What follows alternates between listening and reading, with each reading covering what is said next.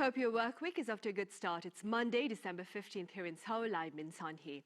South Korea recently inked a preliminary agreement with Peru for the sale of its military land vehicles. For more on this defense market development, I have Stephen Borwick with Japanese weekly news magazine Nikkei Asia here in the studio. Stephen, welcome back. Thank you. I also have Professor Kim Jun-mo at Konkuk University joining this session virtually. Professor Kim, it's a pleasure to have you with us. My pleasure. Right, we shall start here in the studio. Stephen, let's begin with details about this preliminary deal for the sale of South Korea's military land vehicles to Peru. So it's a total of 195 units, and among those are 54 K2 tanks and 141 wheeled armor vehicles. I would say the significance of this is that it represents South Korean defense makers. I believe it's Hyundai Rotem and STX that are involved in this, reaching out to and scoring a deal in a new part of the world. So in recent years, since the start of the Russian war in Ukraine, there's been a lot of inroads by the K defense sector in striking deals with Poland and with other countries in Eastern Europe who are looking to, the countries that are kind of in Russia's orbit, that are looking to buttress their own defenses, that are looking to quickly boost their military capabilities to ward off any kind of regional uncertainty. But as far as I know, this is the first kind of major deal that's been announced between South Korea and a country in Latin America. And according to reports, if this deal is officially sealed, it would mark the beginning, the first ever, the biggest ever deal between South Korean defense makers and a country in that part of the world. So it represents a continued evolution of the K defense sector. Right, and I understand this particular deal, Stephen, includes two key parts. Could you walk us through them? Yeah, it's two parts of a kind of bigger process, and the timeline that we're dealing with is next year to the year 2040. And just for people who are watching, to me, the kind of interesting takeaway is that it's a long process of preparing for local production. So this is something that I think is kind of new to Korean defense makers. They tend to make a lot of their own stuff in-house, but I think in my understanding is that in recent years, as their business has increased, they have had to enter into a new kind of arrangement where they are preparing local companies to be able to produce this stuff for themselves. And so in this particular case, phase one goes from next year until 2028. And this involves the delivery of vehicles and the kind of training by the South Korean firms of local staff to be able to maintain and repair these things on their own. And then the second phase of the agreement goes from 2029 to 2040. And that's when the idea is that in Peru, they will be able to produce all of these things on their own. And so I think it's significant in that it's a kind of an encapsulation of how the K defense sector is evolving. I believe K companies have entered into similar agreements in Romania and other countries. But as I said before, this is a kind of illustration of how these K defense companies are looking to expand and looking to keep things going as the global security landscape evolves. Right then, speaking within your capacity as a scholar, Professor Kim, what more can you tell us about the significance of this latest deal with Peru for South Korea? Yes, this is the second largest sales of K2 tanks after our Poland case. And after Poland, we can call it as another home run, which will bring in a series of K2 tank sales in South America, the Middle East, and possibly in Europe. For example, K9 has been the world's best seller Hoicher by taking about 60% of international market. K2 tank has been a dark horse so far, but with the sales, we can claim that K2 tank is one of the three major main battle tanks in the international market. So that's one significance. Second significance would be this is a successful arms export case packaged with industrial cooperation. Professor Kim, for the sake of our general audience then, could you walk us through the K defense market? I mean, how big is it and who are the movers and shakers, if you will, and what makes South Korea a productive partner with regard to arms for its global counterparts? Yes. Korea takes the 10th largest arms exporting country according to the Stockholm Peace Research Report. And we are aiming at becoming fourth largest arms exporting country by year 2030.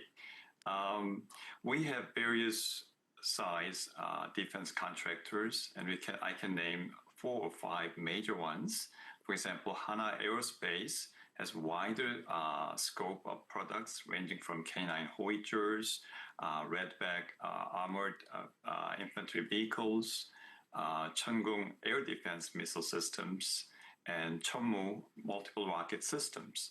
LIG Next One is a very specialized company producing missile systems, including Cheongung air defense missiles and Raybolt anti-tank missiles and others. And we have Hyundai Rotem, producer of K2 tanks and K808 wheeled armored personnel carrier to be exported to Peru. And in the civilian sector, Hyundai Rotem is a producer of high-speed train. And we have Kai, system integrator of KF-21 and FA-50 fighter jets. Both have great potential for export markets. And we have Hana Ocean and Hyundai Heavy Industries, both are mega-sized shipbuilders that can build surface combatants and submarines with different displacement. And what makes Korean companies appealing in the international market? First, price and quality both met in international market. Second, our Korean defense products have compatibility with existing Western products and ammunitions. Third, fast delivery, industrial cooperation, and wide range of products. And in addition to all this, Korean government is trying to make a strategic export fund in addition to augment export-import bank financing mechanism. And this fund is aimed at defense product export and nuclear power plant export potentially. So these are the factors. Professor, and Stephen, with regard to Peru's decision to strike a deal with South Korea, what can you tell us about Peru's reasons for wanting to modernize its military? Well, I'm certainly not an expert on the history of the Peruvian military or of the particular security threats faced by Peru, but from what I've read, it just seemed like the Peruvian military had been dealing with some aging equipment and kind of aging facilities, and there was just a need to bring in some new and more adept equipment. And South Korea, for the reasons that Professor just laid out, South Korea was an apt partner due to things like compatibility, value for money, and speed of delivery.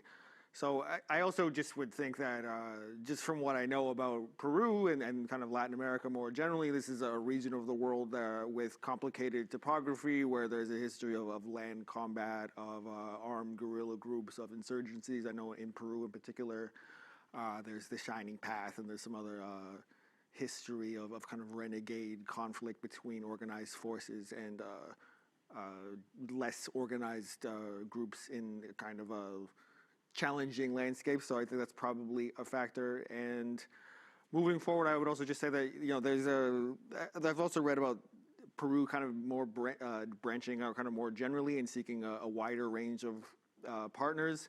This is an area of the part of the world that like the U.S. has typically dominated, especially from a defense perspective. Peru will host the APEC meeting, I believe it's in the coming years, and so they have a kind of innate need to bolster their security in advance of that. But it seems to me like it's the kind of market that the South Korean firms would target as having pressing security needs and being kind of, at least in terms of its defense cooperation, kind of open to new partnerships, not like specifically locked into a traditional alliance or a traditional commercial structure with any one partner. So it seems like it has the potential for a win-win arrangement.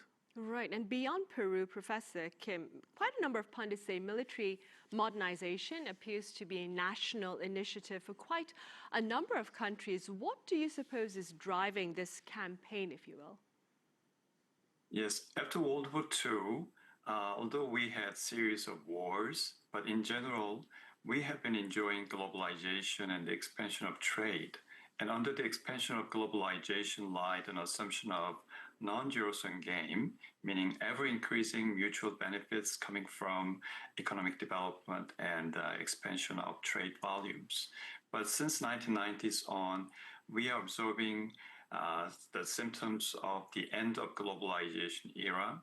the evidence of which include conflicts based on religion, resource, slow economic growth, domestic conflict, ethnicity, protectionism, more recently, isolationism of foreign policy. All this will drive individual countries to recalculate the cost of rearmament. And this was reassured by the recent Russia-Ukraine war.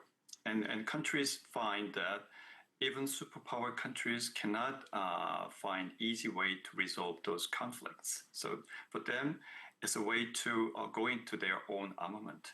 And the assumption is that the assumption is changed into zero-sum game, where if I win, you lose, and we don't share. That's the new norm. And if somebody asks if this could be escalated to a wider scope war, a bigger scale, it's too early to tell, but necessary conditions for wider conflict are being accumulated right now.